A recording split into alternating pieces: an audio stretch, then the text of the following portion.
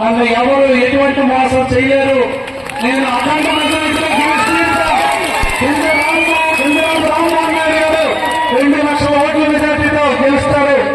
నేను 50,000 పెన్షన్ ఓట్లతో ఈ నియోజకవర్గంలో గెలుస్తాను. మనందరం కలిసి పోరాడాలి. ఇంటింటికి వెళ్ళి ప్రచారం చేయాలి. వాళ్ళు ప్రలోభాలు పెడతారు, అవి తిప్పుకొట్టాలి. ఈ సందర్భంగా వాలంటరీ సేవకు వాలంటీర్లకు తెలియజేస్తున్నా, మేము వాలంటరీ వ్యవస్థ రద్దు చేయం.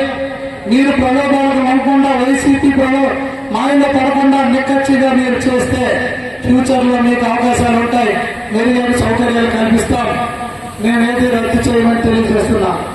పథకాలు 50 సంవత్సరాలకే బీసీ ఎస్సీ ఎస్టీలు 4,000 పెన్షన్ ఇస్తాం. 20 లక్షల ఉద్యోగాలు కల్పిస్తాం. ఒకవేళ ఉద్యోగం రావడం లేటైతే నిరుద్యోగ వృత్తి కింద 3,000 ఇస్తాం. అలాగే చంద్రన్న మీద 12వ ఖాళీ రోజు ఇంటికి చెక్ వెళ్ళేది 5 లక్షలు, అది 10 లక్షలు చేశాం. పెళ్లి పనికి 50,000 లక్ష చేశాం. అలాగే అన్న క్యాంటీన్లు పునరుద్ధరిస్తాం. మళ్ళీ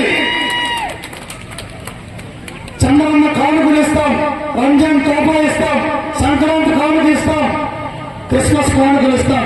ఇవన్నీ మీరు ప్రజల్లోకి తీసుకువెళ్లి ఉధృతంగా ప్రచారం చేసి మన బాక్సులు ఫుల్ అయిపోయే విధంగా మనం ఓట్లు వేయించాల్సిందిగా కోరుతూ, ఇంకా చాలా మంది వక్తలు ఉన్నారు.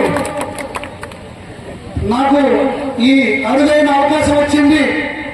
నేను మీ అందరి పెద్దలు, నాకంటే ఏజ్ లో పెద్ద సీనియర్ లీడర్స్, రాష్ట్ర స్థాయి నాయకులు, మహానాయులు కూర్చున్నారు.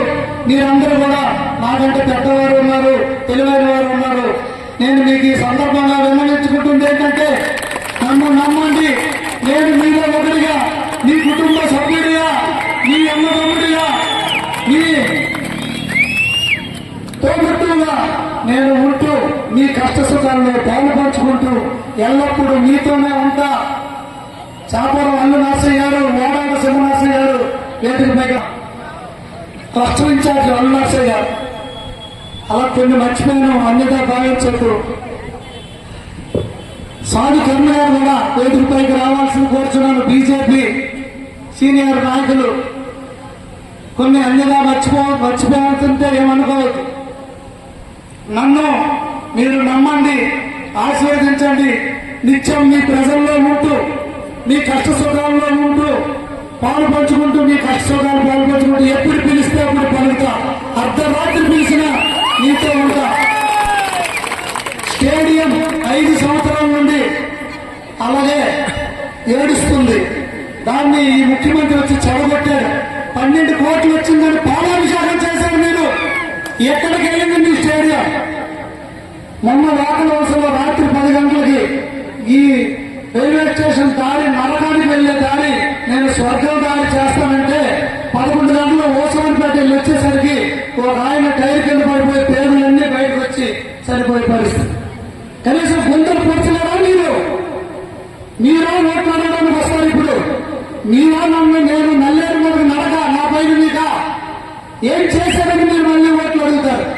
ఏం ఒక్కొంది మీకు? మీరు ఇక చాలు, మీరు ఇంటికి వెళ్ళొచ్చు. త్వరలోనే మీకు ప్రజలు బుద్ధి చెప్తారని కూడా వైసీపీ నాయకులకి నేను తెలియజేస్తున్నా. సాగునీరు చివరి గ్రామాలకు నీరు ఇవ్వలేదు. ఏమంటే వర్షాభావ పరిస్థితి, నదిలో నీరు లేదన్నారు. నేను వెళ్ళి చూపించాను. అక్కడ నీటి అడ్డు కట్టేస్తే ఇసుక పొక్కడం అవదు. ఎలక్షన్ కోడ్ ఇచ్చిన కూడా బోరవెల్లో ఇసుక ఎత్తుకెళ్ళిపోతుంటే నేను వెళ్ళి ఆపించి ఇచ్చేస్తే నాకు కేసు పెట్టారు. బీజేపీ, జనసేన, తెలుగుదేశం నియోజకవర్గ సమన్వయ కమిటీ చేస్తే నిన్న కేసు కట్టి పోలీసులు వచ్చి నాకు ఇదిచ్చి నోటీస్ ఇచ్చారు. ఈయనేమో మంత్రి గారు ధర్మం ప్రసాద్ గారు పొలాల మీటింగులు పెడతాడు, అన్ని మీటింగులు పెట్టుకుంటాడు, ఇష్టారాజ్యంగా చేస్తాడు, అధికార దుర్వినియోగంలో పాల్పడుతున్నాడు. దీనిపైన నేను ఎలక్షన్ కమిషన్ కూడా ఫిర్యాదు ఇస్తాను. ఇక్కడ నుండి మీరు ఎలక్షన్ లో పోటీ పడాలనుకుంటే దమ్ము ధైర్యం ఉంది, ప్రజల్లోకి రండి, ప్రజలు అడగండి. అంతేగాని చేసి ఏదో దొంగ దోషిగా ముద్ర వేయాలంటే నీ తాతలు దిగి రావాలా. ఇంకొక 20 సంవత్సరాలు మీకు టైం ఇస్తా, ఇంకొక 20 సంవత్సరాలు మీకు టైం ఇస్తా నా మీద ఆరోపణలు చేయడానికి. నేను ఈ సందర్భంగా తెలియజేస్తున్నా, ఒక మంచి హెల్తీ అట్మాస్ఫియర్ లో ఎలక్షన్ చేసుకుందాం. ప్రజలు ఎవరు గౌరవిస్తే వారు ముందుకెళ్తారు. మళ్ళీ గౌరవించే వరకు వెయిట్ చేద్దాం, ప్రజాసేవకు అంకితం. అంతే తప్ప లేనిపోని దుష్ప్రచారాలు మానుకోవాలని ఈ సందర్భంగా ఈ వేదికపై నుండి వైసీపీ నాయకులకు నేను ఆదేశాలు చెప్తున్నాను. వైసీపీ నాయకులకు హెచ్చరిక చేస్తున్నాను. కనుక సోదరి మల్లారా, అందరూ ఎంతో ఇంతవరకు నా